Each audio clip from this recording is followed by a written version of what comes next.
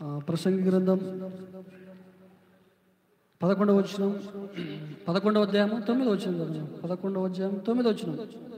యవనుడా, నీ యవన కాలమందు సంతోషపడుము, నీ యవన కాలమందు నీ హృదయం సంతుష్టిగా ఉండనిము, నీ కోరిక చొప్పున నీ దృష్టి యొక్క ఇష్టము చొప్పున ప్రవర్తించుము.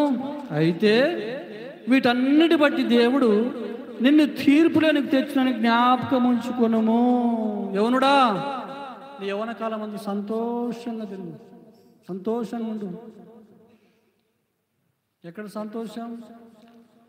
రికార్డు డ్యాన్స్ దగ్గర సంతోషపడు, సినిమా హాల్లో సంతోషపడు, బ్రాందీ షాపుల్లో సంతోషపడు. నీ ఇష్టం వచ్చినట్టు తిరుగు, నీ ఇష్టం వచ్చినట్టు తిరుగు. ఒక రోజు ఉంది ఏమంటాడమ్మా? ఒక రోజు ఉంది వీటన్ని